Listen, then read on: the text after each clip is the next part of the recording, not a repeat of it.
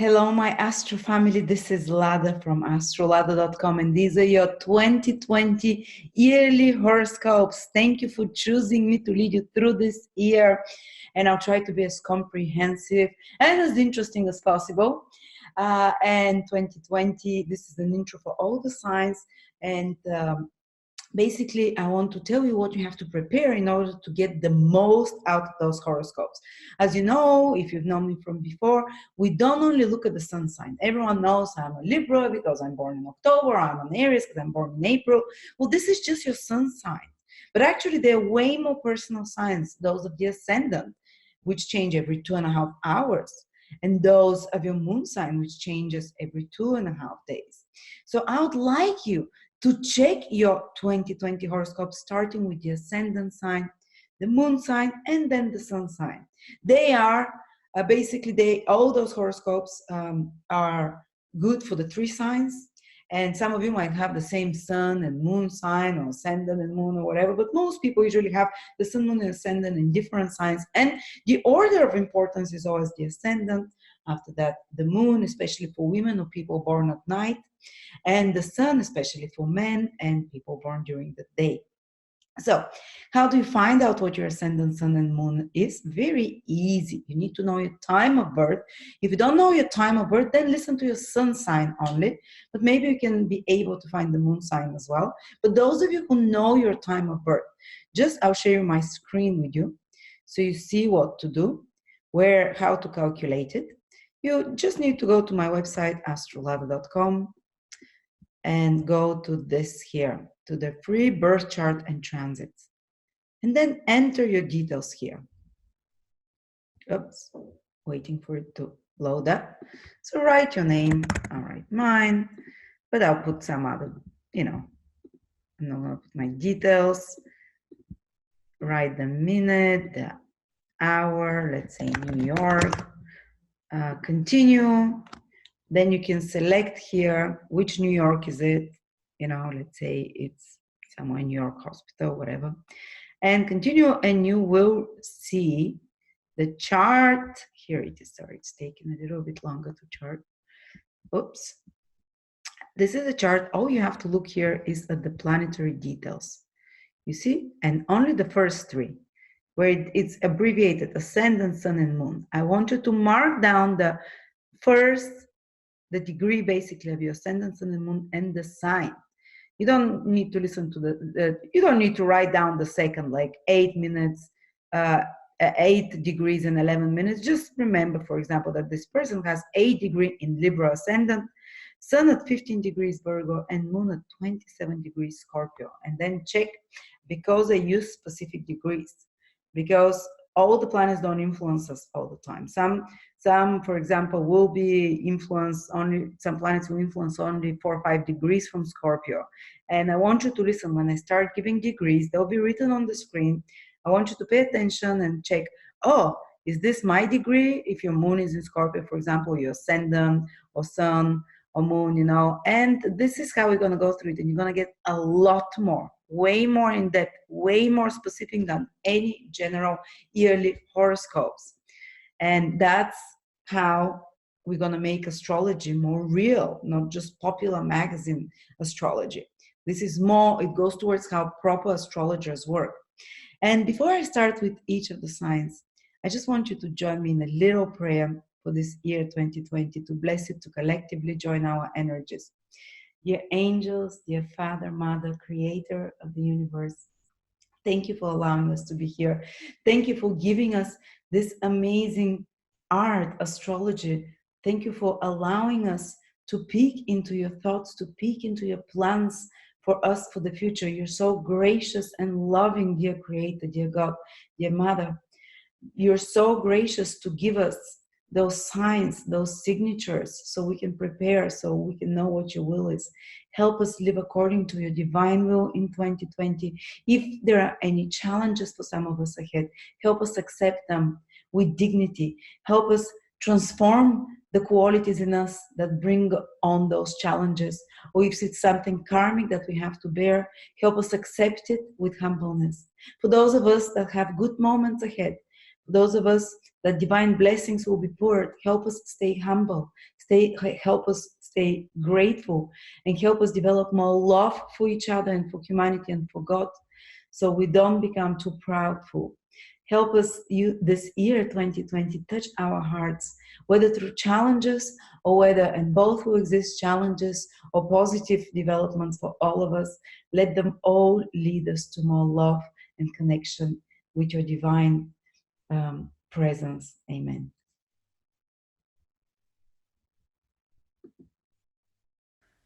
Scorpio, Sun, Moon, or Rising 2020.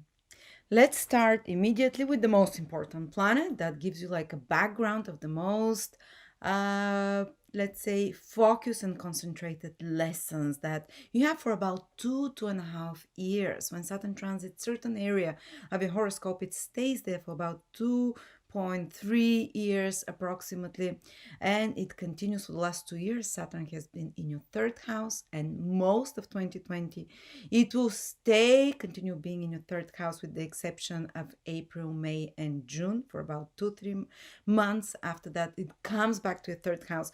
So we'll continue, and we'll basically, that will be the year when you wrap up those lessons of Saturn in the third house, those lessons that usually when they're finished, we have when Saturn comes out of a house, or by the time it's finishing, that the same way that 2020 it will be, Saturn will be finishing its stay in your third house, you'd have a much better influence there. You'd have much better mastery over that area of your life. And the first thing that the third house indicates is your thinking patterns. So for the last 2 years, Saturn has been trying to structure, organize, put like streamline your thought process, and usually it can do it by bringing in more mental responsibilities and duties. For example, if you work in an office, a lot of administrative duties like writing reports, filing out documents, organizing, systemizing. And if because usually sometimes we might have the push from within to do this with our environment, especially with because third house rules over our environment, order, organization, plans, the mind, the thinking processes. And when Saturn trans is there, we have to either willingly try to systemize the environment around us, try to put more order in our thoughts, as I said, try to make them more practical, more structured, deeper, so to speak, or else we are forced by outer circumstances. Like I mentioned, for example, you might get if you might be in the process of taking many exams or passing, learning some course or training that Saturn made you do over the last 2 years. But 2020 is also such a year that continues. And in the process of taking a course or learning a new skill of some sort, which is usually a very it really requires you to concentrate your mind when you're learning a new skill.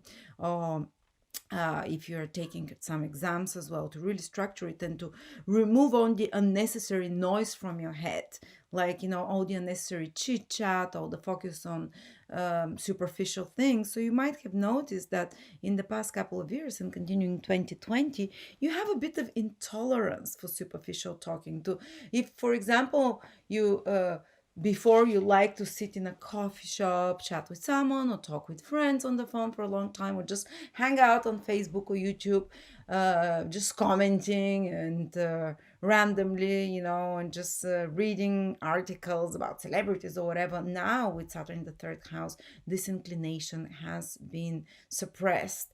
And actually, with Saturn in the third house, because the third house is the mind, what we're interested in, what we put our focus on mentally, well, it's on serious things. You might find that people are wasting your time when they want to tell you mundane, all kind of things about, some gossip or whatever. Or if you're just reading magazines with celebrity information.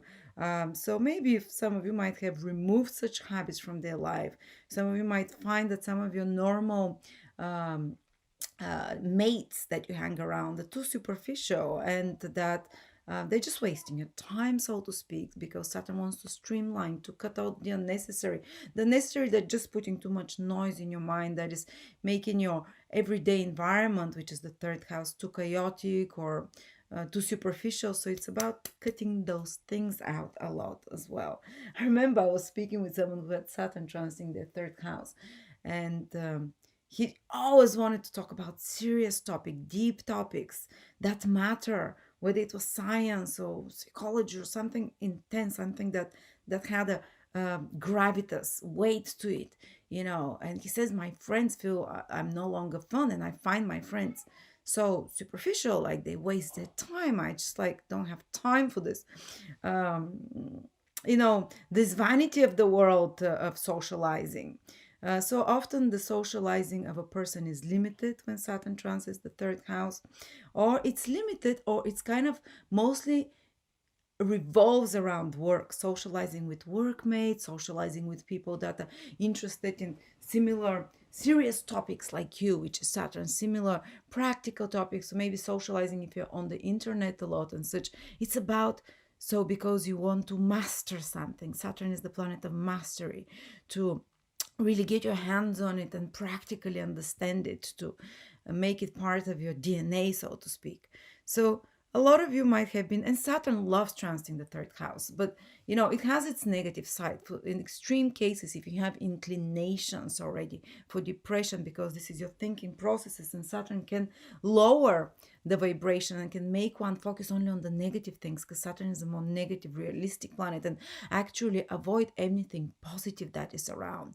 They might be have wonderful things around them in their life, but they just notice the things that don't work. Saturn is what doesn't work. Saturn is what annoys you. Saturn is what makes you miserable. And often, people, not often, but some people, when Saturn transits their third house, um, usually would have more negative slant of mind, inclination of mind. And if they have already predisposition for depression, that can unlock some serious depression. So while Saturn transits the third house, is good to be helping with others in such situations. It's always, if you're feeling depressed in some way, or negative thinking, or too serious thinking, it's and always, remedy for Saturn transiting through houses, to help people in such a problem even deeper than yours. So someone else who is depressed, or someone else that has problems concerning negativity, you know, to try and help them in some way.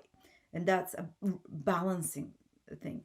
But you know, not everyone will be feeling negative during that time, or depressed in some way. As I said, for most people, it's more like about organizing their thoughts, putting order in the everywhere environment. If you're a writer, for example, if you write or speak or do reporting, it's about getting you more efficient in that, getting you more, again, systemizing such work. If you work in media and marketing, and any kind of administrative work as well, if you do videos or vlogging or any kind of communication, most of the careers nowadays are third house careers, the white collar careers, because they either have reporting, writing, speaking, business meeting, discussions, communication, emailing, administrative work, social media work, marketing, advertising, sales, any kind of sales.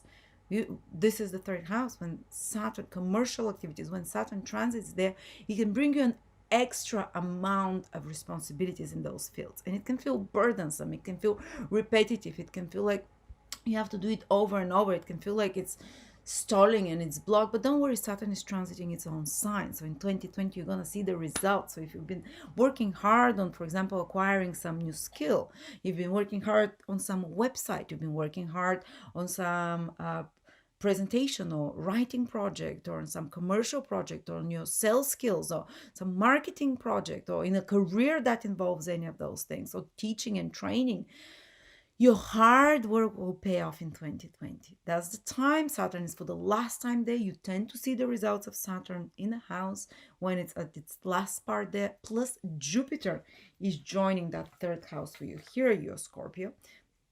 All the action this year, the biggest action, Saturn and Jupiter, is happening in this third house. So, a lot of mental stimulation, a lot of tasks will be around you that are connected to writing, to speaking, to communicating, to learning new things.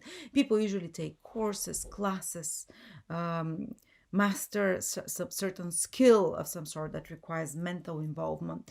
And again, as I said, if you're in those careers that the third house, it's just very busy, but you are rewarded in 2020 for that, because Jupiter is also there. Jupiter now, till now, Jupiter was in the second house. When Jupiter enters, and the whole almost year of 2020, it will be in your third house. So it's going to remove some of the burdensome parts of Saturn still in your, third house. It's going to now, and there is a rule in Vedic ancient astrology, when Jupiter and Saturn are together in a house, they fulfill that house, they manifest it. You can see really good results there. So the third house is, for example, you can see great results at writing a book, or you can see great results at sales, you can see great results at vlogging, at learning some skill, at taking courses, at training others. So you being trained, you can get great results of working in a small team environment. Teams is the third house. Usually when Saturn is in the third house, it gives you some a lot of responsibilities or duties, and maybe some blockages and difficulties if you're working in a team environment with teammates, with workmates as well. Maybe have responsibilities with meetings, with scheduling appointments, with scheduling posts or whatever, all those kind of stuff that the third house with communication, contacting clients and stuff. Well, now Jupiter is entering there too, and will really uplift that burden. It will start giving good results. You might be recognized actually for that hard administrative or mental work that you've been doing, or maybe if you're taking some courses or you're studying anything, you can now it's going to be much easier for you to get the good grades or to graduate correctly and to feel like you're getting it, you're understanding it, the hard work is paying off. It's becoming automated process rather than having to put this efforts when you're learning or studying something all the time, because Jupiter is there as well. Third house is also siblings and relatives and neighbors and workmates. When Saturn is there, sometimes there can be problems. You might have been going through some problems like alienation with relatives or siblings or workmates or mates of any sorts, some distance, or maybe they're having a problem or more difficulty in their life.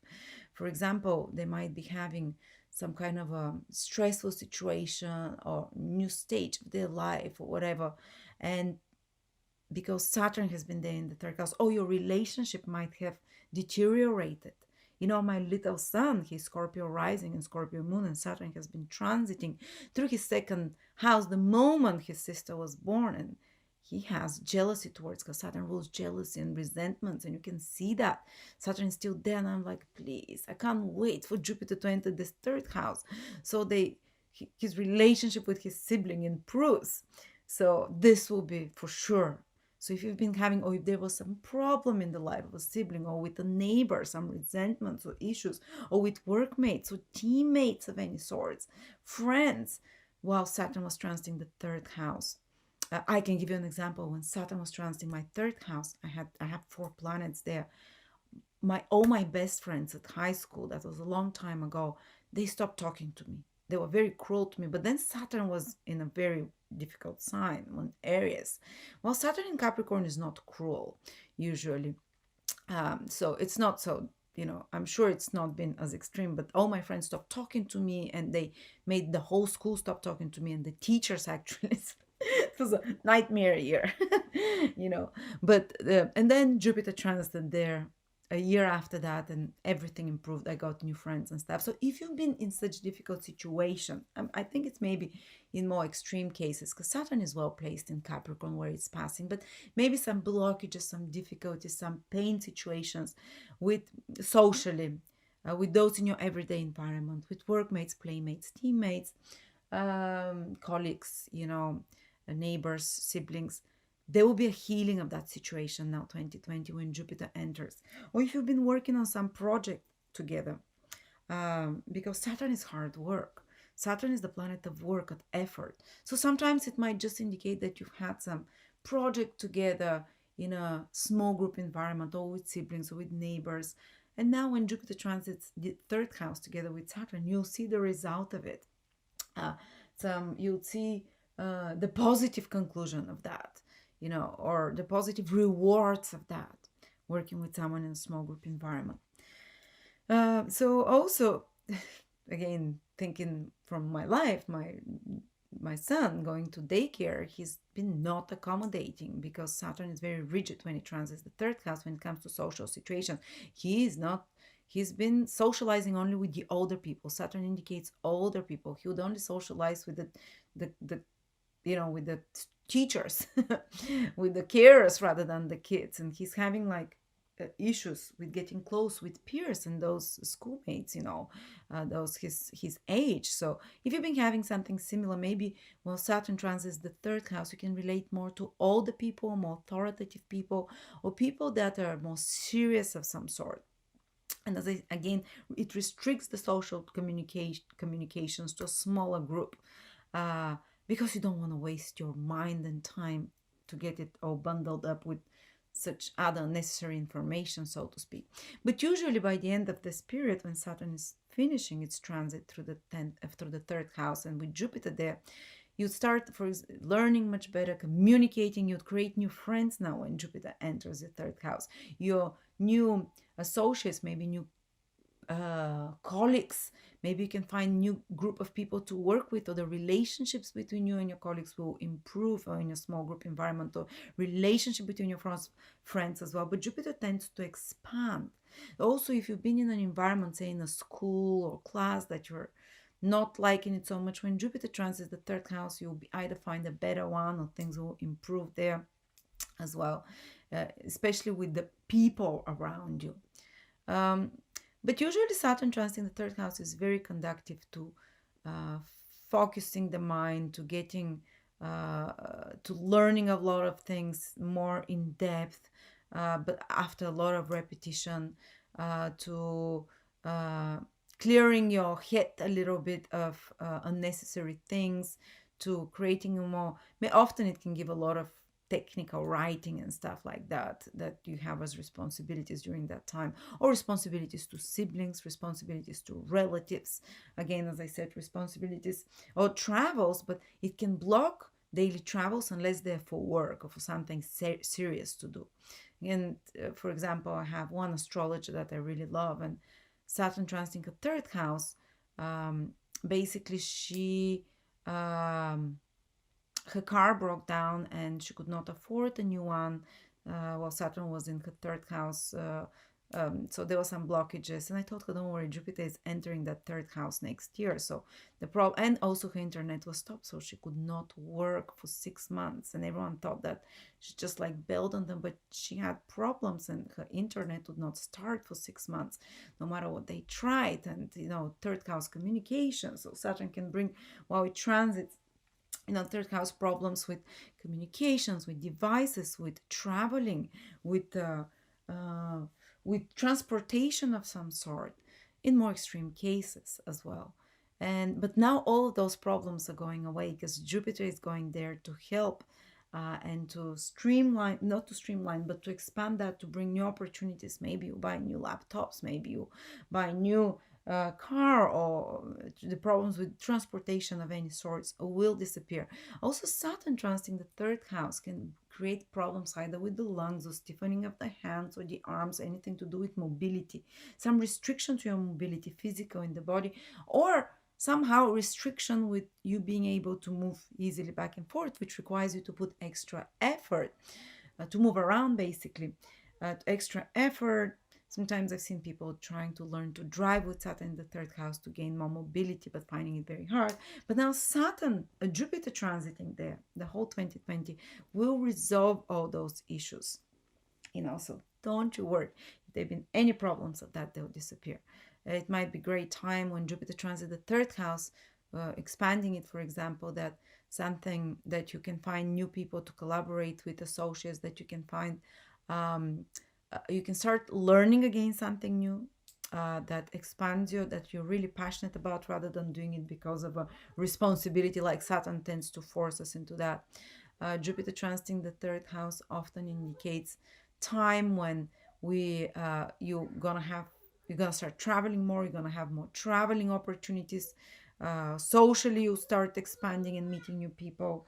What else is that? Third house is, um, you can it can expand your circle of influence. For example, if you're a marketer, if you're someone in blogging, in vlogging, social media, in sales, in uh, all those third house marketing careers, basically, and sales careers, and commercial activity, and administrative careers, report writing, well, now you're going to have a very good year 2020 with all such pros. Oh, if you're a programmer, of any sort, this is all coding, writing, or if you're someone who sends a message in front of public, this is a very auspicious year 2020. You're gonna get great results for that. Or if you're a writer, for example, you might write a book, or you might do some project that brings you a wider circle of influence, because third house is people, it's a social house, making more connections. I remember when Jupiter transited my third house,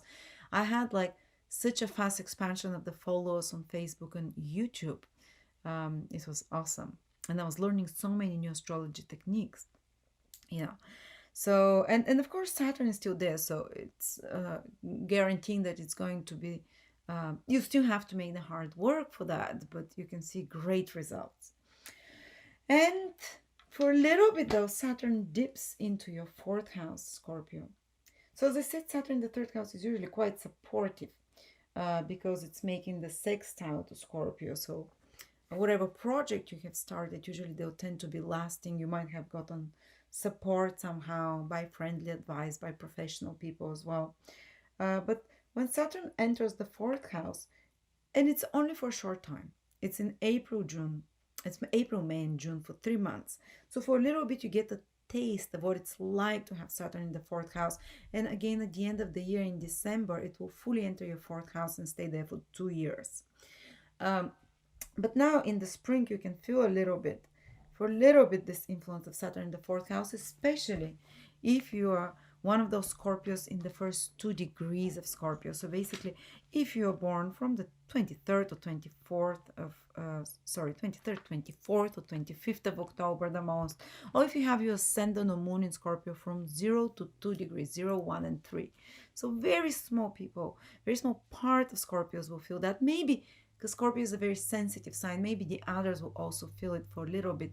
But it means that your priorities will go from a social environment, third house, the mind, organizing the environment, the thinking processes and such, uh, going into more responsibilities towards family. And again, as I said, it lasts only for about 3 months, but you can notice increased pressure and demands from your personal life, focus and desire to sort things and streamline and organize things in your personal life, in your emotional world, like you've been organizing your thoughts till now with Saturn transiting the third house, when it goes in your communications as well, sorting through them, which should you leave, which should you stay. What some people are making me feel unheard when Saturn is in the third house, for example. You make me feel like what I say doesn't matter. I don't want to be, I don't want you to, I don't want to be in your environment, or I'm feeling stupid, or whatever. You've been working on such issues, how to express yourself more authoritatively, more constructively, how to be heard. Because maybe I remember when Saturn was transiting my third house, I felt like everything I said was stupid, or I was kind of measuring each word I said. I was like spinning in my head and repeating it. Did they understand me well? Did they, you might feel not hurt or whatever. But as I said, because Jupiter is entering your third house, this will stop being the case in 2020. You'll start feeling hurt. You'll stop feeling stupid, or you stop feeling like you're measuring every word carefully. You'd become more bold and confident in that area. So as I said, Saturn moving from a third house to the fourth for 3 months will require, instead of now the thought process like we were thinking, like we were doing in the last 2 years, now you Scorpios, you have to organize, streamline, or put kind of really think on your emotional inner world. Some issues from the past with family will come up. Some of you over the next, just a small part of you that at the beginning Scorpio might start deciding to relocate, change place of living, leave the nest, move to another country, another place of some sort, settle down and have responsibilities with parenthood. Or some of you might have responsibilities towards parents or older people in the family. Some of you might decide to downsize the home, or restructure, or because Saturn is about structure, or build a home of some sort. Well, Saturn transits the fourth house. But we'll speak more about that in depth in 2021 videos, because Saturn is just not fully yet there, just like a little preview there. Okay, so there we go. So a lot of good things coming through this third house. So hopefully, if you're in any such field, and also third house is self-started business. I forgot to say that. So people that are interested or who have their own business or who are planning to do self-starting business, the conjunction of Jupiter and Saturn together in the third house might be, they're not conjunct, but they're both in that house for most of 2020. That can be a very important time actually for self-starting business for you Scorpios. Because Saturn, the planet of Jupiter, the planet of opportunities, is there, and Saturn, the planet of crystallizing, putting into material manifestation, is there. And you're gonna find the right people to collaborate with, the right clients and audience. The third house is very business house. It's the house of our skills and intelligence. So it's almost like you're mobilizing your skills and intelligence full force, and you've been already focusing on that for the last 2 years. What skill set to develop, or what is your specialty in, and it's almost like now you can see the results, and now you can really put it into action, or you can really reap benefits from that, from those skill sets, from this intelligence, from those connections, whatever they are. So for people in sales, or especially in their own business, I think it will be a very important, pivotal, and positive year for that. Of course, with extra responsibilities that Saturn requires in those areas, but yeah, it has to be done. All right, then we move to the next very important shift that's happening in May. The nodes of the moon are changing sign from May 2020 almost till the end of 2021 for 18 months, year and a half, guys. When the nodes change, these are the karmic nodes. They're always opposite each other, Rahu and Ketu. The karmic nodes are all about where the eclipses happen. And the eclipses are fated events. It's a bit out of it's almost like destiny type of thing. Well, here you see, when we're talking about Saturn and Jupiter, you have to put the efforts, you have to do that, Jupiter expands you to new everything that we talked. But now Rahu and Ketu, they're moving from the third house, Ketu, in May and of course the 2019 videos talk about the influence of the south node in the third and the north node in the seventh, and the south node in your ninth house, north node in the ninth and south node in the third. Check out the 2019 videos, they're free now if you haven't seen them, to see if it correlates. Until May, you're still gonna feel this influence of the nodes with those eclipses happening still in your third and ninth houses. Check the 2019 videos. But now from May, they're moving here. The north node, they're always opposite. They're an axis. They're not planets, they're an axis that moves, like a karmic axis. So what does it mean? Whatever south node goes through, we have to be more, it's going for you Scorpio in your second house, and we have to be more higher minded, charitable, spiritual there. We have to sacrifice something, you have to give up something. And being Scorpio is in your second house, it means that some of you might start feeling disinterested towards, or lose interest, because south node is to lose interest towards your possession. So some of you might just want to leave behind a lot of things that you possess. Second house is material things that support us, that we identify with. So some of you might willingly decide to leave something behind, like get rid of your wardrobe, or you kind of, south node can give dissatisfaction. You're like, oh, my environment around me, how the possessions that I have, with the furniture, or I'm dissatisfied with that. I'm not interested in that. This is, and you might give it away, or you might be called to help someone, like to give money away as well.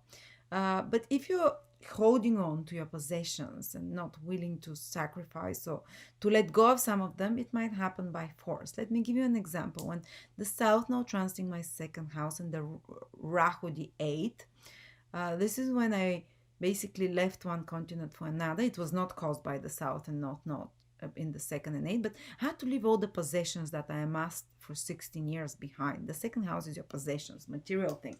And the south node is to sacrifice something, to let go of something. And to be honest, I did not care at all for that. I was like, okay, so it's probably been $50,000 of furniture and clothes and whatever, and I could not carry it over and I could not take those things. So I just left it. And what I gained was I gained through the eighth house where Rahu is. I gained a whole new house through my partner, through my new partner, basically, through my husband, new husband, so to speak. I gained a lot more. So basically, you have to sacrifice something from the second house, starting from May for a year and a half, some possessions, and you gain though from you have to open yourself from help from others. The eighth house is other people's resources. So maybe you're hanging on to a certain resource for dear life, but when Ketu goes into the second house, you'll be like, okay, I'll let it go. All circumstances will force you to let it go, but new opportunities will come. Like someone else will give you better resources, or someone else will, if you lose some resources, like some money of yours, for example, with Ketu in the second house, or sacrifice them or put them into some bigger goal or whatever. Don't worry, because it will come. Maybe there will be your husband or your business partner will have an increase of income. Or, for example, if you have some investments, eighth house is investments with other people's money or whatever, they can pay off for you now.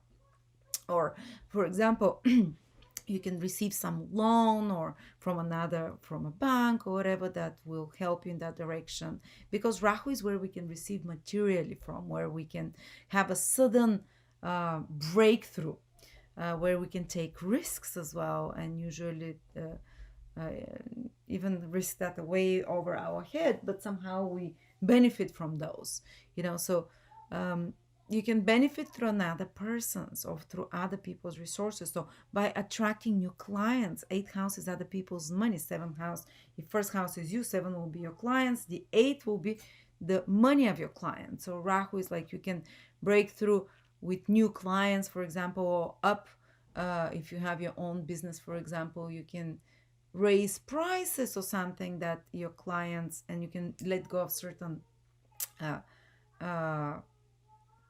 monetary values that you attached to yourself till now, because the second house where Ketu is to release, to let go of, to dissociate yourself from. It's also the value you put on yourself, on your work, or on what's important. And Ketu removes those boundaries. So if you've been limiting yourself and thinking that you're worth that much, or that you're worth that little, or maybe, whatever worth you're giving, but Ketu, the negative side is that you might lose some money. You might have to give up some, attachments to possessions or something tangible. But the positive value of Ketu transiting the second house is that it might dissolve, because Ketu is like dissolving, release. Ketu is the tail of a dragon, where you excrete certain set values in your head.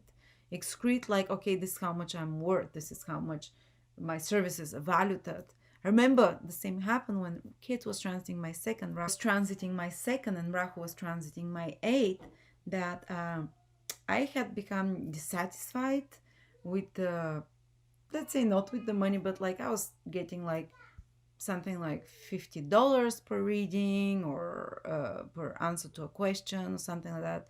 And I was getting so money, I'm like, no, I can't. I would much rather just not have to do that, because it's overwhelming. So I came to dissolve my value of how I price myself, and I put a triple price of what I've been charging before, and that actually, interestingly enough, brought more orders. Like people found different values somehow. I was still giving the same service, but there will be some change of the value system that you have, how much you value yourself. There will be some dissolution of this dissolution, releasing of old value, self-valuing molds and patterns, so to speak. And at the same time, this can give you more increase, because now how others value is the eighth house. The eighth house, the second is how you value yourself. The eighth house is what others find valuable in you as well, and that will increase. Funny enough, and What else is the eighth house? Is resources from another. So maybe when Rahu trans the eighth house, if you've been waiting for some alimony or payment, big payment from a client or whatever, this is the time when Rahu trans the eighth house when you can receive it. The eighth house on a more spiritual level is the occult. The second house on the more level is the material world. So you might lose interest in possessions, amassing money or material thing. Doesn't mean you're gonna lose your money as well. Not necessarily, you know. It works out for some people more psychologically, and it can. But what it can mean is like for a period of time, you kind of become disinterested in all this materialistic world, the Ketu in the second house, and the comforts of the world, and you become more passionate about the mysteries of the world. Eighth house, life after death, the hidden, the mysterious. Often you can become passionate about the occult or astrology. Eighth house is the house of astrology, psychology that gives, and even quantum physics that tries to answer, or occult knowledge of any sorts, you know, that tries to answer the questions of where is it all coming from? What is the underlying cause of everything? Like, and you might get passionate about investigating or researching something in depth. It's fantastic time, honestly, to study anything occult or psychological, or like tarot, or quantum healing. Eighth house is the healing, sudden transformation and healing. And I have great news for you, because when Rahu transits the eighth house, Rahu can spin things very fast. Rahu can give sudden breakthroughs. Why is that? Because Rahu is a planet that can penetrate. And the eighth house is the a psychological transformation. So Rahu loves transiting there, because suddenly you can have such a big shift in psychological transformation for you on the deep emotional level. Some kind of trauma, Rahu can stir the water, bring it to the surface, and very quickly evaporate it. Some kind of, maybe you can go somewhere, for example, to on one psychological, uh, for example, like past life regression, or some kind of a cognitive therapy, or some kind of a, a session with a psychologist, and in one or two sessions it can basically turn around your whole psychological makeover, and it can help you break through some kind of trauma that's existed in you for a long time. So it is actually in ancient astrology, sorry, I forgot my train of thought, but yes, they can be passion and obsession, because Rahu brings those, and fascination with healing methods, with the occult, with more alternative and psychological healing methods, healing first the energy, kundalini, chakra healing and stuff. You can get passionate about such things and study them, and whether you keep doing that in your life depends if you naturally have strong eighth house, but usually Scorpio are naturally fascinated by that. And by the way, the eighth house is the natural, it's the house that has the same qualities of Scorpio. So you can notice your scorpionic nature becoming even more so, being able to see through bullshit, being able to like x-ray, get fascinated by investigation, by research in depth, by spying, But there is another but there. And again, as I said, you can have big increase. And I told you that when Ketu transited my second and Rahu the eighth, I had to sacrifice and let go of a big chunk of the material possessions that I had, but my income increased threefold that year. Jupiter was also there, but what happened is that I, by letting go of one thing materially, here by combining my energy resources with those of my partner, we had a breakthrough materially with the business and everything. So especially because we reached a lot of new clients, which so don't think that Rahu Ketu will in the second and eighth will make your money less. Actually, you might have to sacrifice something, but a much bigger opportunity will come by combining efforts with another, resources with another, Rahu in the eighth. But there is another thing to the eighth house, is a hidden secret house. Oh, by the way, it's a very sexual house. With Rahu transiting there, you can get fascination to kind of the more kinkier sex, or sex that is more extreme, or penetration into forbidden places. you know, experimenting. Rahu is a planet that is willing to experiment. Sometimes I've seen people trying to experiment awakening their kundalini energy, the chakras, all apertures and holes in the body in the eighth house. So that's the anus, that's the vagina, that's the chakras as well. So Rahu transiting the eighth house can suddenly spin the chakras, by the way. Some people might, like, while they're having sex, they can have some kind of, when the kundalini starts rising through the chakras, because Rahu can do that, awaken it suddenly. So it can create some mystical experiences for some of you, but in extreme cases it can be traumatic for some people, awakening the kundalini too fast.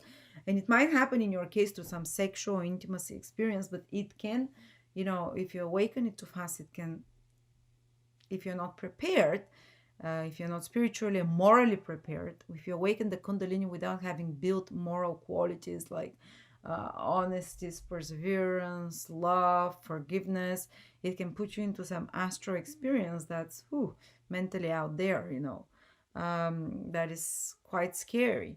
But just warning you with such practices, tantric and stuff. um but they can, but on for more normal people, it's usually they can experience more forbidden sex, hidden sex when Rahu is in the eighth house, hidden intimacy and relationship, passion about secrets of all sorts, not only the occult secrets that we talked about, but about confidential secrets of friends, passion about secret affairs in relationship. Again, I'm not saying all Scorpios are gonna have secret affairs, but if you already have predispositions in your horoscope, this is a year where very likely it might actually, have some kind of a clandestine, secret, or a bit taboo relationship where something is not too official, or maybe there is a love triangle involved, or where something is kind of very exciting but mystifying, and with a bit of a forbidden person of some sort. There is something that's a bit taboo there. There is something that is so deeply turning you on, that is so, but because it's a bit of a forbidden fruit, or it's kind of breaking some mold of some sort when it comes to the sexual intimate context you're gonna have. But look what's happening also. Venus will be retrograde in your eighth house together with Rahu. Venus rules your seventh house, relationships, in the eighth house. That's happening. Venus retrograde, it's basically spending in your eighth house the whole time from April to August. Such a long time. Venus usually spends 1 month in a house. This time, April to August, April, May, June, July, 4 months Venus is spending in your eighth house. For those 4 months, especially during the retrograde period, which is May 13th till June 25th. But again, as I said, the whole April till August, there might be some intense involvement that you derive pleasure from, because Venus indicates to derive pleasure from something with something occult. Rahu really intensifies those desires and this pleasure that you're getting from something forbidden, for something that is obsessive in a sort, for something that's a bit fascination with crime, for example. Not that you're gonna do crime, you might be watching and fascinating and getting a lot of pleasure and derive a lot of pleasures from watching or reading books connected on sex betrayal, or some kind of secret, or a bit of taboo. I let your imagination run wild, whatever it is. Because it's Gemini, you might be reading or watching documentaries on serial killers, or you might be reading books on crime or whodunit, or on occult and astrology and esoteric, anything hidden, mysterious. It will give you so much, almost like orgasmic pleasure, guys. And you can also meet some mysterious, very intelligent in Gemini woman can come into your life who has occult knowledge, or who knows secrets, or who you find fascinating, or who knows, like a psychologist of some sort, who have a lot of knowledge, and you can get obsessed with that, even if you're a woman, or a woman that has some kind of mystical healing power, some kind of a shamanic huntress like ability to transform, some transformational female figure that can almost like interventionist figure in your life, that makes a breakthrough in your psychology, that fascinates you with forbidden secret or information or knowledge. But also Venus means relationships. For some of you, as I said, that might be, and Rahu is to take risks. Venus is relationships. Eighth house is taboo and hidden. what can happen here? If you're in a happy relationship, you might decide to experiment sexually with your partner, to take more penetrating to do some more penetrating self-investigation, maybe some tantric experience. Fantastic. This what can use this period the best for is something like that. If you're single, you can meet someone forbidden, foreboding, someone more intense, psychologically penetrating, might be someone that's involved with someone else or a bit taboo. As I said, someone foreign as well. Rahu means foreign, different race, different caste, very different social structure, social hierarchy than you. For example, uh, you're from ghetto neighborhood and you meet someone from the Hamptons or whatever, or the other way around. That society will be like, oh, what is that kind of shocking pairing? The eighth house has this shock factor, this kind of a taboo is like, whoa. So this is, if interested in relationship, this is what can manifest basically.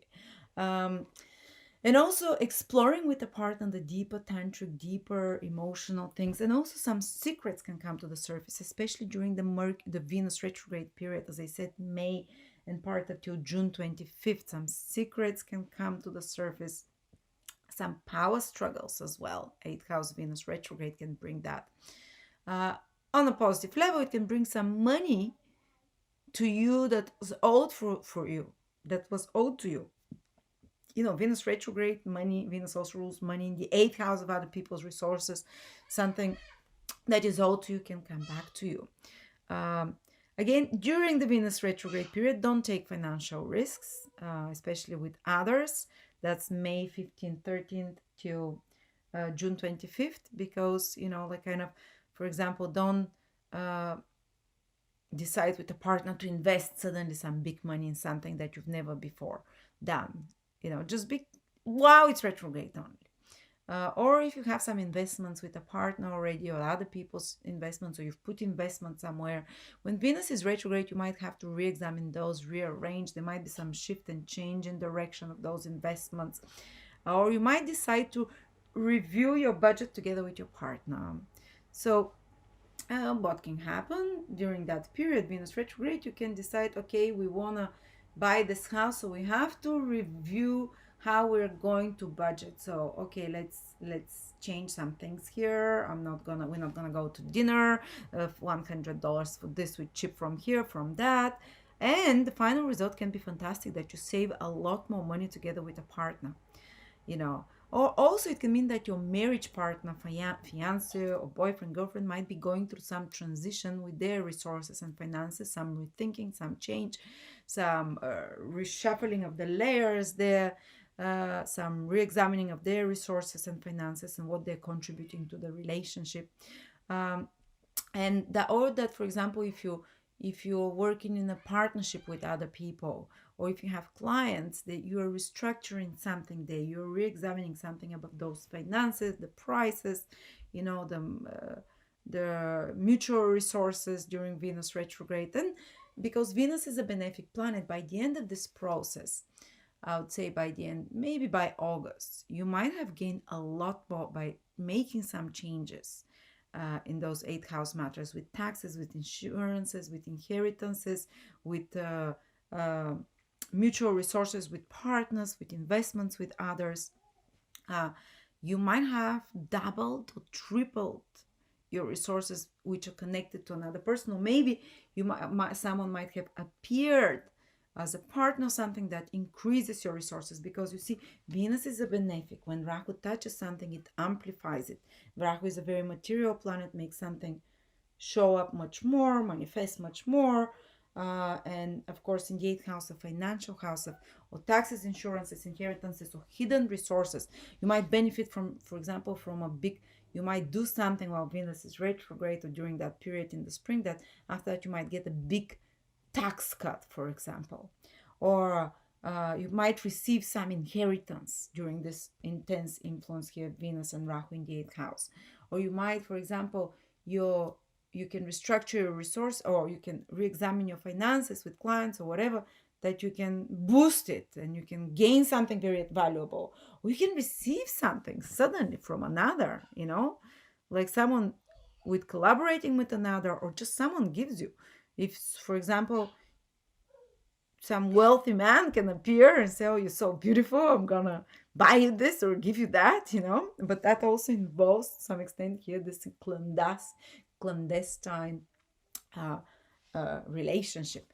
But of course, it doesn't mean all Scorpios will have hidden relationship. All Scorpios will get a gold digger's dream this year. It can play out in so many different ways. That's why I try to touch on all the possibilities. Maybe one of those will work for you.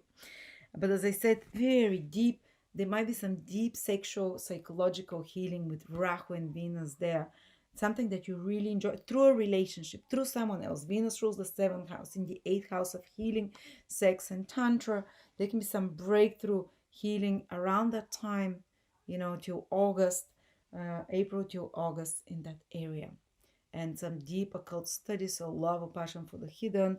But again, as I said, you might have to give up some of your resources, but you'll gain a lot by new sources of income that are connected to other people, new foreign or different people, even some woman or a partner of some sort of new clients. All right. Now let's go to the next position. Oh, yes. And forgot to say, yes, if Venus is retrograde in the eighth house, there might be the need for some issues to come to the surface, secrets. I think I said it. Some power struggles, some hidden things. There can be sudden changes in relationship, business or partnerships, personal partnership, marriage partnership, relationship with clients that can suddenly spins around, because the rule of the seventh house is Venus. Seventh house is partnership, contractual, whatever. They either become private and hidden or something behind the scenes, or eighth house, the other meaning of it is that there is a sudden spinning of events, almost like a hurricane, a vortex, that it kind of puts you into like a shock. What the hell happened here? And Rahu amplifies that. So that's the more critical time for relationships. If there is underlying fault in that relationship or weakness, it will be revealed, something that's shocking, something that's secretive, something that brings to the surface. And of course, it doesn't mean it has to end. It can be reworked and transformed. That's what the eighth house is about. It can be reworked on a much deeper level and talked through, because Venus is in Gemini, the sign of communication. During that Venus retrograde, talk it through. Talk it maybe with a psychologist or with your partner, or with a partner and psychologist together. And you can have a breakthrough. But if something, it might come to such that around that period, especially around the retrograde May, June, that it can have like the death. Eight is the death or the rebirth of a relationship ending. And sometimes it can mean a past relationship that comes and spins your world around and disorders all your planets around again, because Venus is retrograde, someone from the past, and in the eighth house it spins everything around. And it might, in one extreme case, for example, I saw when Venus was retrograde, that was like almost like 8 years ago. Venus was retrograde for Scorpio in the eighth, and a client had a past love come back to her life while she was married, and she love interest, and she started kind of having more hidden relationship with that partner to understand the feeling, to relieve them. And after that, she managed to overcome that and release it and got closure. So depends. For some, it might not be a closure, it might be reliving of some past relationship or whatever. Okay. But again, as I said, for relationships that don't have stable foundation, this Venus retrograde in the eighth house of sudden spinning around in a different direction, revealing of secret surprises, it can be like, and re-examining, because it's retrograde of relationship, it can be the time things basically come to culmination or conclusion. Okay, so then we are gonna have, what else is important? The most important other thing, guys, the second part of the year is so much under the influence of Mars. Mars is the planet that rules you, together with Pluto. But Mars is the visible ruler of Scorpio, so it rules more the tangible things that are happening in the life of Scorpio. While Pluto rules more like the psychological things happening underneath, and we know Scorpios have a lot of psychological things. But Mars is the actual tangible, because it's visible, you can't see Pluto in the sky when you watch, but you can see Mars so bright. And in the second part of 2020, it will be like Sauron's eye in the, like a big red eye in the sky. It will be basically like a big sword there. It's bright. You'll see it every night. 2020, but the second part starting from August sometime. Let me see when it is from. uh, August till the end of 2020. It's going to be in Aries in your sixth house, and it's going to be retrograde from September the 9th till November the 13th. That will be the most intense period, September the 9th till November the 13th. So wherever Mars goes, you go, Scorpio, because Mars rules you, remember? So the second part of the year, you're so focused on the sixth house. Okay, what does it mean? First of all, sixth house in ancient astrology is known as the house of conflict. So you might be solving some conflict or working on, and it's the house of competition and conflict. And so you're like, oh, great, thank you. That's all I needed. But don't worry, because ancient sources also say that when Mars is in the sixth house, yes, it creates the conflict, but it makes you win over your adversaries. After repeated effort, Mars goes retrograde. You have to try harder. It's not going to be like you have a conflict and you're like, yeah, winner. It's going to be maybe 6-7 month thing. Sixth house also rules litigation, where two people enter into accusation. They accuse each other. You did this, I'm going to sue you.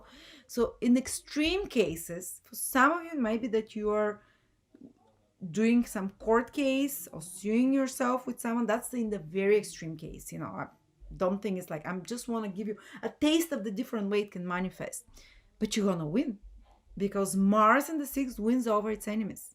Yes, it's a tough fight, but I know that in the birth charts of people that have Mars in the sixth, they usually are winners as athletics people, because they are adversaries as the sixth house, and Mars wins there. One is very competitive. So when Mars goes retrograde in your sixth house, yes, there will be a lot of competition around you. There will be a lot of maybe even accusations and conflicts. Someone pointing the finger at you, someone blaming you even falsely sometimes. In extreme cases, it might be false accusations, but you win. Just remember that when it gets hard in the second part of the year, you win. So, you'll be like, I told you so. But definitely, it can, in order for you to win, you first have the conflict to appear. And sixth house is, but for some of you, it might be just if you're a lawyer already, or if you're in the military, if you're a police person, if you're someone that keeps order and is constantly in such conflictual situations of accusations of he's guilty, she's guilty, or attack or crime, or if you're a social worker, all those professions are ruled by the sixth house. To be a lawyer, that a lawyer of people that accuse each other, not that they're trying to make contracts and agreements with each other. These are the ones like the divorce ones, like she built over my fence, da da da da. Oh, she punched me first. Or fighting for the rights of someone as well, for the underdog. You're gonna have a win if you might have a fight in the second part of the year, but if you're fighting for the rights of an underdog or someone, you're gonna win. If you're a lawyer, you're gonna have a heck of a stressful year, the second part, but you're gonna win most of those cases, some complicated case or whatever. If you're a police person, someone that is again or military, you're gonna have maybe you might be in battlefield or in some very kind of intense situation that's crisis prone, that is dangerous as well. You're gonna win. Keep repeating that. Sixth house is doctors and nurses that work. What is that? They're also, sixth house is sick people that are helping the sick people, conflicted people, sick people, are the doctors and nurses. So if you're a doctor or a nurse, this can be heck of a kind of crazy or hectic second part of the year, and that you're gonna feel a lot of maybe challenges and stuff, but you're going to overcome and help people overcome. You're gonna be so helpful, help people overcome so many illnesses. Maybe be very busy dealing with patients.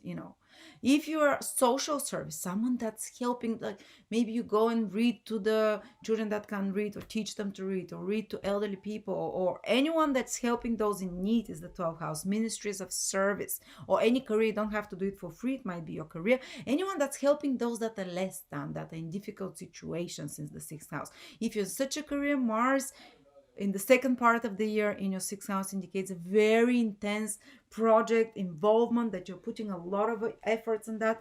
If you are, even if you're not doing that, you might find yourself in the second part of the year that you're involved with helping someone in conflicted situations, helping that you're fighting for them, or that you're helping that you're putting a lot of physical energy and strenuous energy into such kind of a situations. And you're gonna help those people. But sixth house, let's talk more on the mundane level. This is work and responsibility, service, it's employment. With Mars there, okay, on one side, it can create some conflict in the workplace that you have to deal with, some stressful situations, maybe someone that is, maybe some males that are more aggressive or macho, very competitive at work.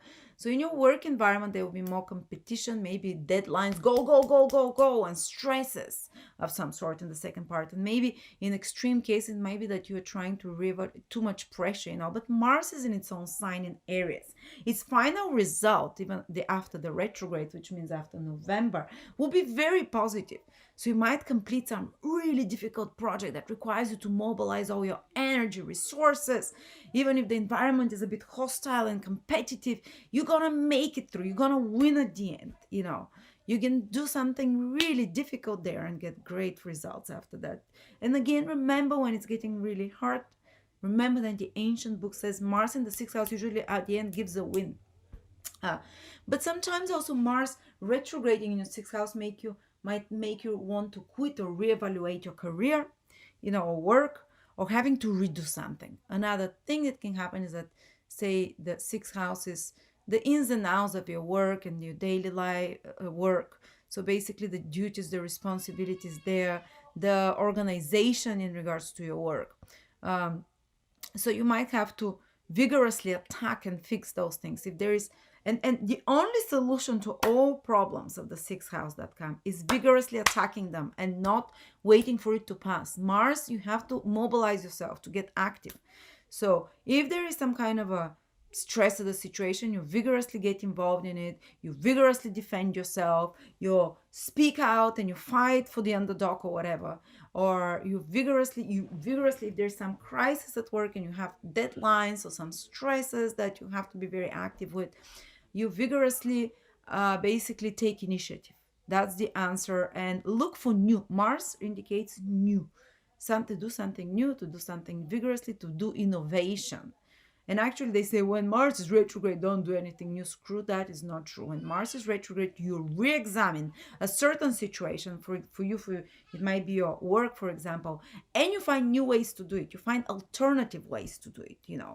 And you're very inventive. Mars is kind of like a engineering, Mr. Gadget type of energy that wants to fix something.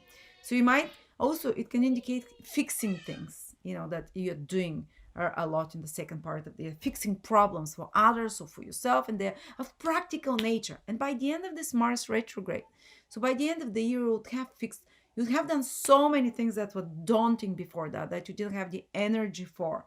Mars retrograde is extremely potent.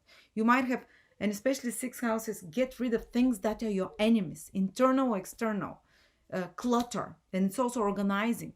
You might have gone through a period, the second part of the year, where you remove a lot of clutter, a lot of toxic things from your environment.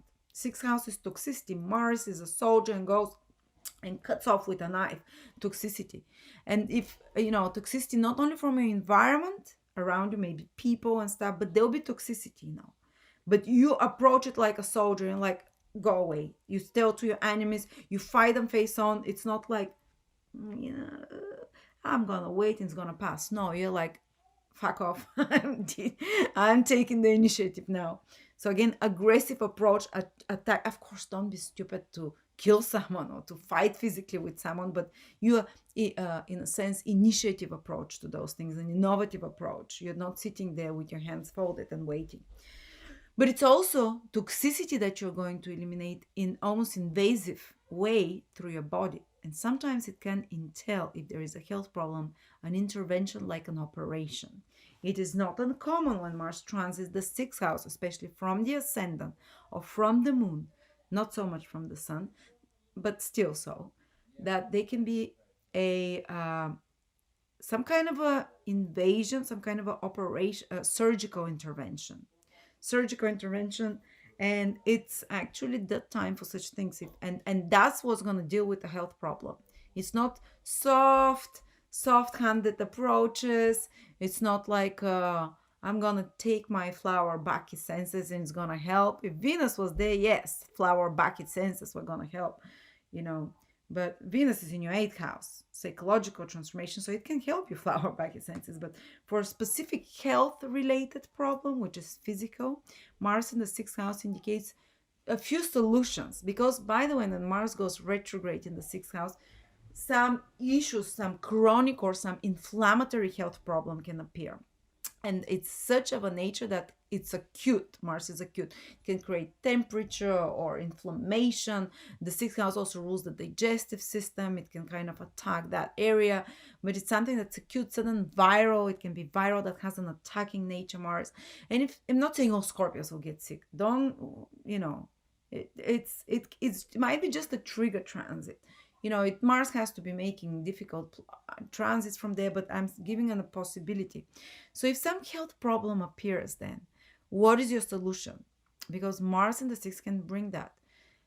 It is active tackling of that problem. The first one is through physical exercise. Actually, health problems that appear while Mars is in the sixth house transiting there, one of the best solutions to confront them is by, or to eliminate them, is by getting very physically active, or not very, but by let's say getting the right type of exercise for you, because Mars in the sixth also can go to the other extreme, exhaustion from overwork or from over physical taxation, over taxing the physical body as well, wear and tears type of thing. But so you have to be a bit more careful. Accidents are more likely to happen when Mars is in the sixth house as well. I'm not talking car accidents, but like tearing a muscle or something. It's Mars there. Mars rules the head, the muscles, the flesh, the blood, and type of thing. And if there are operations, just make sure that the operations are not when Mars is squaring Saturn, towards November, towards the end, because that can be quite uh, difficult, the recovery from Mars, but usually around Mars retrograde in the sixth house, if there is the need for physical intervention, surgical, that's what happens. But also the other way to tackle a problem with Mars retrograde is to actively change your eating habits, sixth house, and your sixth house is your diet type of thing that you keep for health, and your health routines. And by the way, fantastic time if you want to take up some workout for health reasons. This is not for fun. Sixth house, when Mars goes retrograde in the sixth house, you don't take up sports because you really love croquet or you really like football. You take up sport then because you want to be healthy. And Mars will give you the incredible willpower, because it's 3 times stronger when it's retrograde. It's 3 times closer to Earth. I told you, it's like the eye of Sauron staring at you. So the ability to tap into willpower is very strong. It's kind of frustrating, the retrograde motion, because you think everything is moving much slower, which is that in September till the middle of November. But that's when the most intense effort is applied. So if you want to change your diet, if you want to change your health routines, wow, this is the year you're gonna do it, guys. There's no escaping from it. Besides, remember what I said, that the south node is transiting your second house. The south node is to release and let go and to become disinterested. It's the tail of the dragon. You excrete. And the second house is food. So and when you couple that, and the south node will be there the whole from May onwards, and when you couple that with Mars retrograde, or for 7 months in your sixth house, Mars gives you the willpower to start training or to start fixing some health, because you get angry. For example, some health problem appears or some inconvenience, and you get angry and like, I can't tolerate that, I've had enough. Sixth house is also addiction, self-medicating behaviors, and you wake up with the you wake up with the umptieth, hangover. And then Mars is in the sixth. You're like, okay, I'm so angry, I can't tolerate that, fuck it, I'm gonna change things. I'm gonna start working out. I'm gonna start, so Mars, wherever Mars goes retrograde, we apply a lot of willpower there. Again, as I said, it might be for some work project. For some of you, it might be to fight all the other things. But for some of you, it might be for health. And you're like, I'm going to fight that fight and I'm going to win it. Remember, your external and internal enemies is, so who is the biggest internal enemy? It's first of all bacteria. You fight bacteria and you overcome them, but it's also your biggest internal enemies is, of course, it's yourself, and your own demons. So you can overcome those things. And with the south node helping you release food, second house is food, and it's not only possessions but it's food. So south node in the second house coupled with Rahu, you can release some old habits of food. You can become disinterested. For example, it might be meat, or it might be fizzy drinks, or it might be too much attachment to cheese. Some foods are addictive. Well, the south node allows you to release your obsession on something. It's the opposite. You're kind of like, it's dissolved now. And Mars in the sixth of keeping your body healthy or tackling a health problem gives you the determination and willpower and force to go after it. All right. So interesting year. And just for some of you, it might be like you're working really hard the second part of the year on something here. Okay. So, and by the way, 1, 2, 3, 4, 5, 6. According to ancient Vedic astrology, Mars has a very powerful aspect 8 houses ahead, which is in Scorpio. So I think you'll be very strongly energized in the second part of the year. All right, so what else is happening? Let's go through the Mercury retrograde periods for you.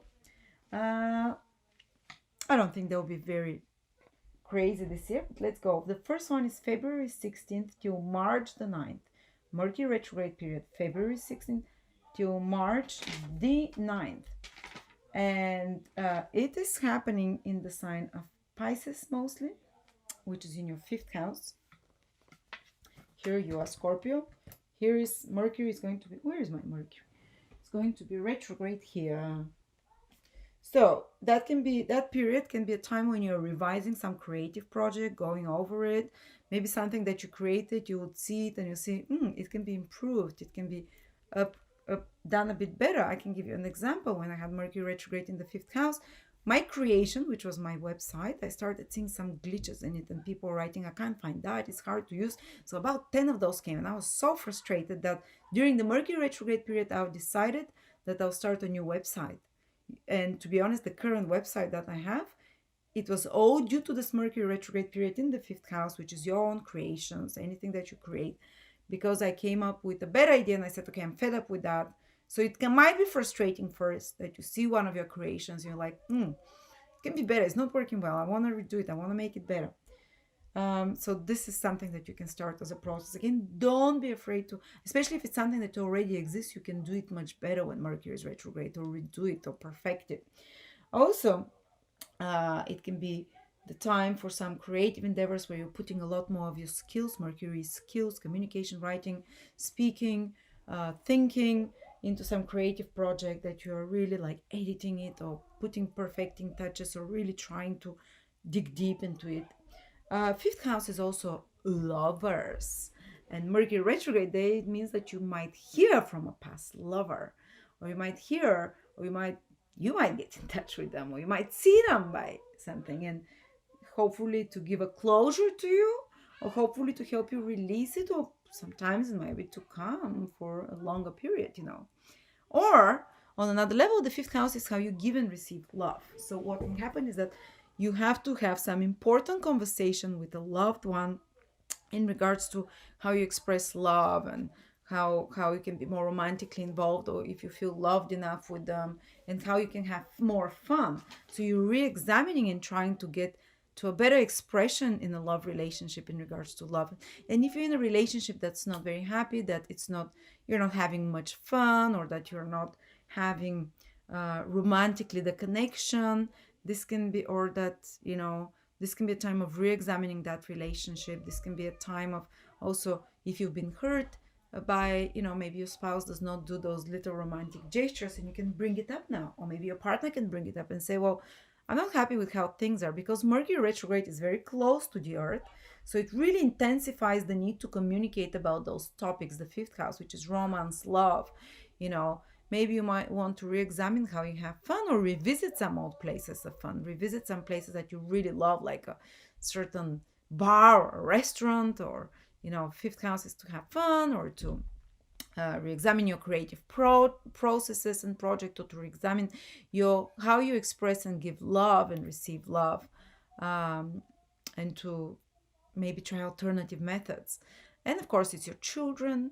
For example, a child might be going through a period that requires a lot more focus and communication. Maybe you want to change how the relationship with the child is going, and there might be some complications for your children, for example, that they're going through more mentally taxing period, uh, or that you need to re-examine how you communicate and change your approach to your children. And that can be, and you can have like a aha moment, okay, I'm gonna redo all my approach to my children.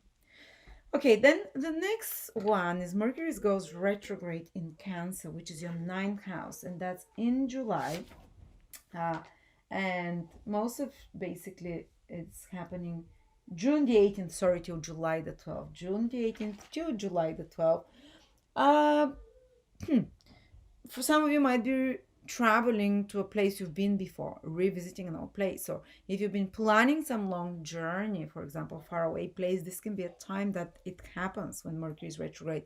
Others might be revising knowledge or material, studying material classes or courses they've taken before. Others might be really into their mind to ninth house is higher knowledge, to go into more in-depth studying of higher knowledge, or some of you might be taking exams, as I said, that require extra efforts and putting your knowledge there. Some of you might be arranging some documents for foreign travel. When Mercury is retrograde, it might take longer or require bringing something extra new or extra documents. Or if you're doing documents for foreign countries and stuff, or visas, it might be the period during the retrograde where something might I remember when I had Mercury retrograde in my ninth house, I was waiting for my green card, and they contacted me and I was like, it should come, it should come. It's been so long, and Mercury went retrograde in my ninth, and they contacted me that they want me to have certain vaccines. And I'm like, I'm pregnant, I can't. So it kind of delayed it, but I got it, and by the end of this period, I received the documents when Mercury turned direct. Another thing with Mercury in the ninth house is, I don't know. I don't think it's such a big issue. If anything, it's making trine to Scorpio. You might be re-examining your belief systems. That's another thing that can happen. You might be re-examining and talking and digging deep about higher knowledge and wisdom. Be very interested around the summer in such kind of things. So it might be connected to organizing or planning some teaching event or some higher knowledge event. And during the retrograde period in particular, you have to think of a plan B, plan C, to reshuffle it a bit, to fix it. It requires a concentrated effort of the mind and the skills and planning and organizing in matters concerning import, export, teaching, learning, foreign travel, higher education, or higher knowledge teaching and learning. Okay, and the last retrograde, now this is gonna feel, it's happening in your sign, Scorpio. It's happening actually at the degrees, it's happening from October the 13th till November the 3rd. So most of October, basically, because you're gonna feel the pre-shadow period very strongly. So yeah, definitely. Oh, where's, sorry, October 13th. So I'd say the whole October, especially from the middle of October, uh, the first 12 degrees of Scorpio being affected. So if you have your sun, moon, or rising in the first 12 degrees, that means if you're born to around the 5th of November, is it? Let me just check and I'll tell you. Because I forgot to write that one. Who is going to feel this Mercury retrograde the most? So those of you who are born from 24th, 23rd of October till the 6th of November. 21st, so the start of Scorpio till the 6th of November, which means you have 0 to 12 degree ascendant or moon or sun in Scorpio. Mercury is right in a sign, a very intense period. Very intense period of the need of focus, concentrated of mind, of efforts. You'll be asked to gather all your intellectual resources, all your skill resources in some way to be working on something. Maybe there will be a lot of editing, writing, speaking that's happening, a lot of contacts that you are working with, a lot of fixing things, communication, maybe some, if you work in any uh, business, any business, Mercury is business, the administrative part of it, the communication with clients, the marketing, the advertising, any of such kind of administrative work or sales work, or this is Mercury. So around that time, this can be a period of intensified focus on such matters. Some things might go wrong, you might be more hectic, but you have to be ready, with plan B, with plan C. Don't worry. Uh, it's part of life, but this is around the time when any such kind of plannings and organization and matters regarding um, uh, such things can be extremely intense for you and time demanding, especially if you're in any kind of business, you're re-examining, re-evaluating, maybe changing things around. Let me give you an example. When I had Mercury transiting my sun, or once when I had Mercury transiting my ascendant, is when I was in the process of releasing my first course. And for about 2-3 weeks, basically, I was just editing it, video editing, green screen. There's all the skills, writing the manuals, writing stuff. So all the skills I ever have, I put them together because I've been recording for 6 months before that course. So I basically, the Mercury retrograde period on my first house on the ascendant was then, it's just like I had to combine all those energies together and concentrated effort. When Mercury turned direct, actually, that's when I was ready and I released it. But another time when Mercury was transiting my sun sign retrograde is when one of my associates, because Mercury rules people you can work with, like colleagues, associates, she went batshit crazy. I found out certain things. She's been asking, she's been basically doing horrible stuff, attacking clients, doing wars with them without me knowing, bullying the readers, asking money from them, and she was just supposed to be their manager. So such crazy stuff I found out, and I broke up the relationship with her. So I reevaluated the relationship with someone. When Mercury goes retrograde, you can, especially in your own sign, sun, moon, or ascendant, it can be because it's in Scorpio for you, it's definitely about deeper, intense, reevaluating, like more intense relationship as well. But you might break a relationship with someone. And I was so scared because I had to take all those administrative roles myself. And I was like, and I had to redo the whole, my whole working day, because Mercury is all about those processes, your daily activities, workings. And within this Mercury retrograde period, I thought I had like a mental breakdown, but it was the best thing that ever happened, because I actually automated all the tasks that she was doing. I found a way to automate them rather than do them email by email. And it turned out I don't need her, and I was out of some snake that was basically tormenting my clients and my readers without me knowing that. So it's for the best, but some kind of conflict can come when Mercury is retrograde, and set things come to the surface. Information that you didn't know about comes to the surface. And you have to be ready with plan B and C, be more flexible. That's why it's more stressful, because you almost like have to mobilize all your intellectual resources together and skills. Don't be afraid, you can do it. Yes, it feels overwhelming when it's retrograde, but at the end of this process, when Mercury turned direct, I was like, wow, so much better, so much easier. Yes, life throws you curveballs with the retrograde planets that surprise you, but because it wants to take you to a much more well organized and much more workable plan, so to speak. Okay, and then we have now specific influences that are not for all Scorpios, only for a small amount. And by the way, let's start with the very intense one, Uranus. Uranus will be opposing your sun, moon, or ascendant for some of you Scorpios, turning your life around in 180 degrees with such a big surprise and force. At one moment, let me tell you, I was such a traditional astrologer. I was like, oh, Uranus, Pluto, Neptune, they don't do anything. Till Uranus came around for me. So definitely very important events happen. The most important and interesting events in life can happen when Uranus, Pluto, or Neptune are involved, especially the hard aspects.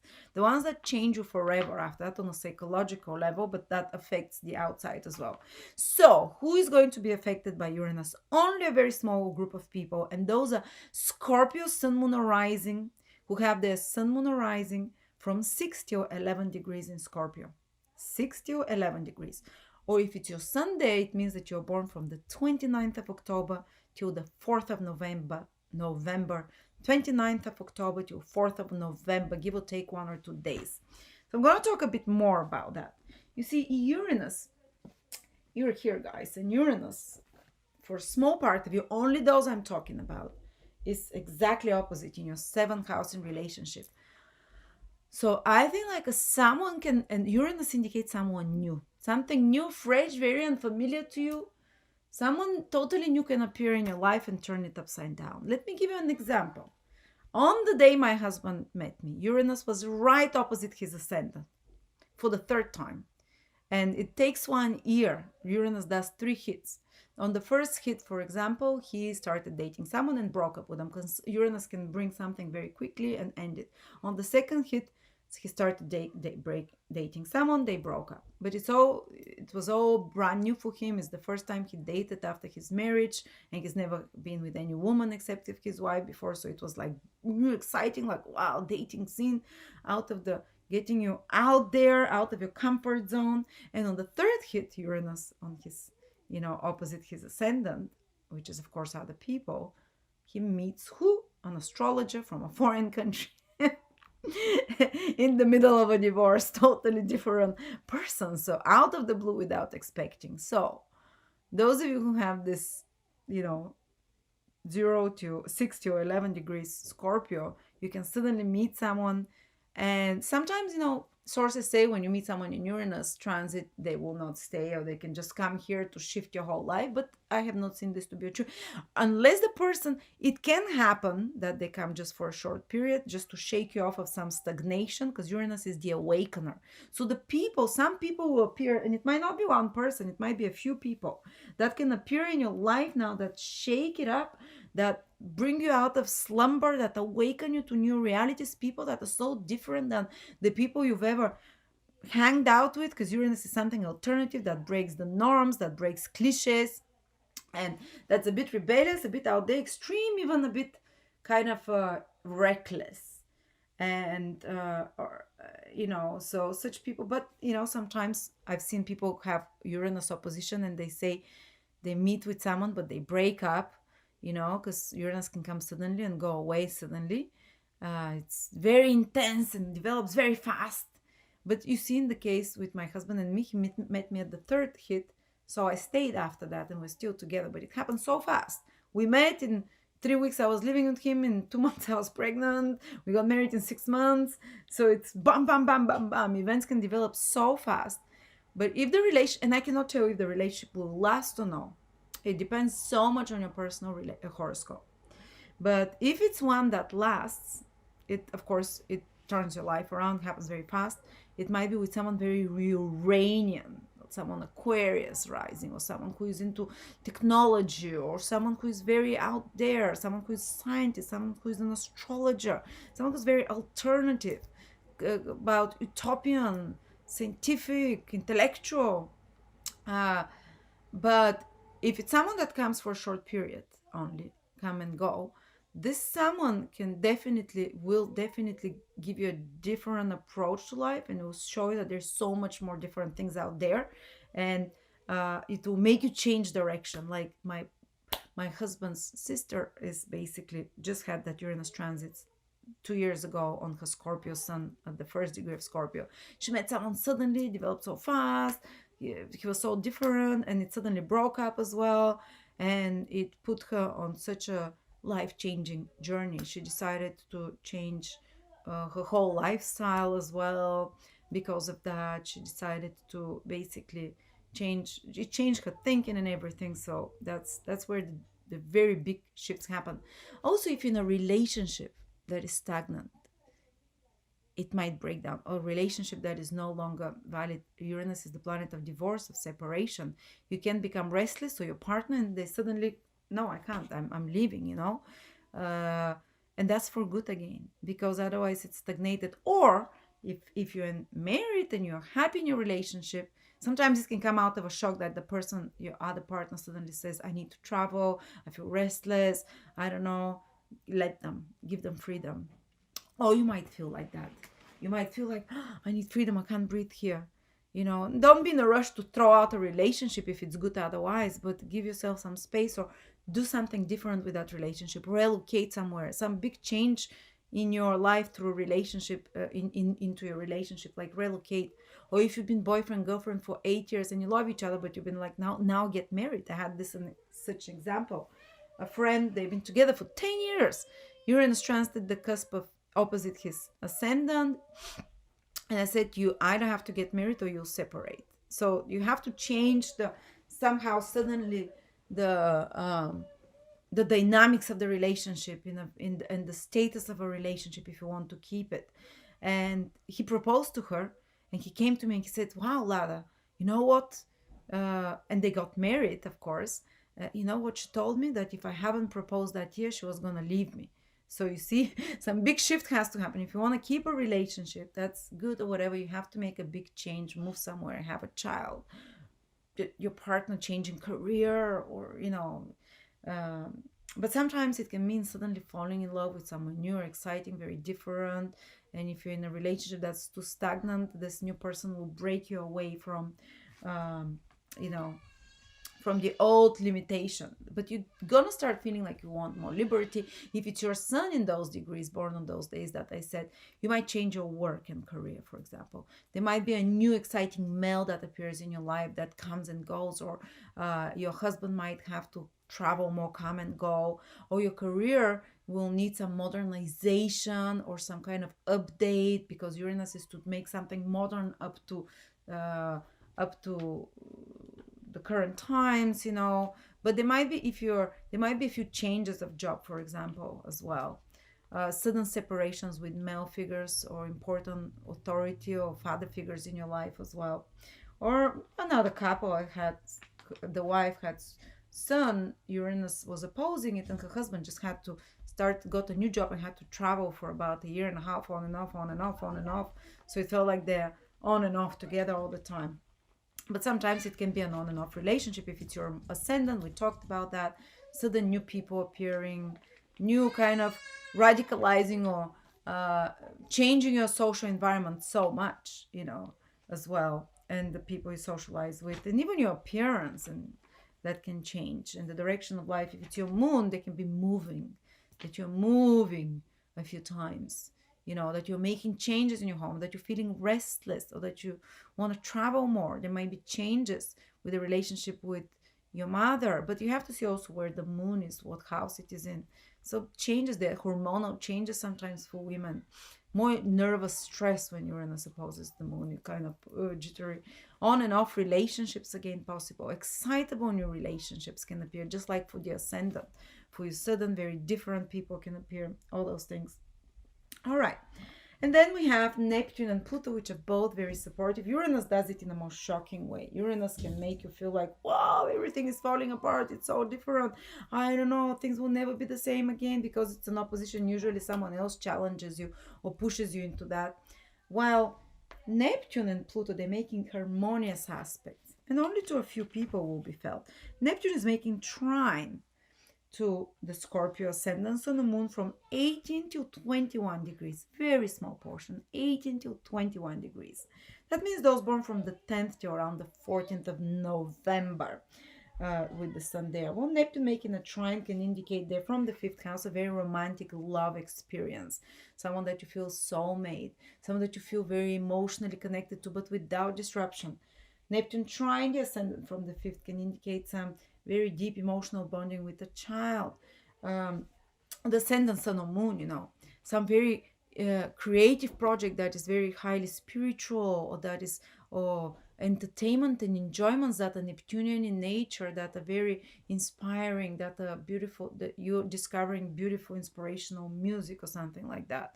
or if you're a graphic designer starting to paint some kind of like otherworldly images, ephemeral. But Neptune trine, let's just talk not for the from the fifth house, but definitely there can be some romantic, like idealized romantic experience with someone refined, with someone more artistic, spiritual, for those of you. But just to see Neptune trine the ascendant first, that's what the fifth house was about, and the appearance, and you can become a little bit more spiritual, refined, forgiving, taking the higher ground, kind of flow into the moment. Uh, and again, romantically, fifth house, or with children, or with creative project, all those things that I said. While if it's your sun, Neptune trine the sun, which means born from 29th of October, sorry, from 10th of till the 14th of November, then it's your career. For example, if you might feel like your career, that you can, for example, start, it's very good time if you're trying to open business or anything to do with career connected to spirituality, connected to healing, connected to art, it's connected to beauty, to anything creative and artistic as well, uh, and healing, or as well. And you can just, oh, if the sun can indicate a male that appears in your life in a positive way, that's Neptunian, that makes you dream, that makes you more refined, that introduce you to good music, or a man with the positive Pisces qualities. He might be a Pisces, or he might be just this kind of a more spiritual, artistic, more dreamy, more uh, refined type of soul, or a doctor, or a musician, healer. And it can mean that you can forgive a male, for example. Neptune is very forgiving, healing. It can mean that you can merge your goals in life, which is the sun as well, with some higher spiritual ideals. You can incorporate it in a smooth way, with more refined beauty, higher beauty. And there is a refinement of the ego. And if it's your moon day, it can indicate making, for example, if you relocate close to water, if you relocate, you can relocate, but in a very smooth, easy way. It can indicate that there is good harmonious relationship with women, or women of Neptunian nature that are around you, more artistic, more creative of some sort. It can indicate that you are more sensitive. Oh, and now you can have psychic intuitions that are so tuned, because the harmonious aspect means that you're receiving not distorted psychic intuitions, but very right ones. So if you're having, those of you who have Neptune trine the moon, as I said, if your moon is from 18 to 21 degrees in Scorpio, you're gonna have some very healing emotional bond with someone, maybe almost spiritual, or with some woman, or with another person, emotional bond, but also your intuition will be extremely correct now, and healing of some emotional issue that can happen. And then we go to Pluto. Pluto is also making a very harmonious aspects to some of you. Only those who are born with Scorpio from 22 to 25 degrees, Sun, Moon, or Ascendant 22 to 25 degrees. Only they will feel the Scorpio, making a sextile from the third house. And basically it means if your Sun is there, that you're born from the 15th to the 18th of November. So Scorpio, Pluto making the sextile is very strength. A sextile is a very weak aspect, but it's not gonna create anything dramatic in your life. If anything, it would just, you feel more willpower. You feel that, for example, if it's your sun there, that Neptune is sextiling any career projects that you are undertaking, you have more willpower, more conviction, more passion to do, especially your thinking process, because Scorpio is in the third house, will be really focused and good at that, helping you fulfill your goal. You can find very passionate and intense associates to collaborate with as well, and so on. And also siblings or relatives. The environment, Pluto from the third house, can be kind of gently supportive in a way to focus you towards your goal. And your thinking processes, we talked about that. All right. And some plutonic male can appear if it's towards the sun Pluto sextiling, to help you in some way. It might be friend, or it might be an intimate relationship. If it's so, it's more intense, it's more sexual, but it's not crushing you in any way. It's It's empowering you in some way. It's empowering your ego, the sun. It's empowering you to go towards the right direction. I remember when I had Pluto light aspect towards my sun, I was in a relationship with someone who was teaching me, and I was so negative. I was like, oh, I can never start this business. I can never. And he was telling me, because he created a few businesses, he was basically giving me advice and telling me step by step, you do the first thing, don't think of the final thing, do the first step, it will clarify it. So I got a lot of support to empower myself in that period. All right, so, and if Pluto is sextiling your moon, there can be some transformations in your home and family environment, say whether you're becoming a parent, moving home, settling or whatever, but it's, or having parenthood responsibilities. It's, you're gonna feel empowered by that. This will give you power. You're gonna receive support in those things that you're doing, you know, with parenthood, with personal life, with family. If there can be some healing, Pluto is a healing planet that can remove traumas, so it can make you think deeper on a more intense subject, or investigate matters like astrology or psychology, whether it's your ascendant, sun, or moon at those degrees. But it's kind of has a healing effect on you. It's not shattering you. It's not making you first go through a crisis and then it's kind of, you just understand it's so easy. You're ready for it. You release whatever you have to release. And if it's the ascendant, all those things. So there we go, Scorpio. Interesting year, huh? Full of things. I mean, I don't know. Maybe I'll do annotations underneath so you can, throughout the, you can come to the different sectors and have access to them. So, yeah, I hope you enjoyed that. Do check the written horoscopes. They're way more systemized month by month. Very simple. They're by my teacher. I think they're like 40, 50 pages per each. Small text, but very simple to understand. And I usually like to read mine because I'm much more emotional in my explanations, while she's more like business, pam, pam, pam, pam. And some people prefer that, especially with you Capricorns with good structured third house. You want no bullshit, no bullshit. Get straight to the point, you know, with this Capricorn third house there. So thank you so much and have a wonderful 2020.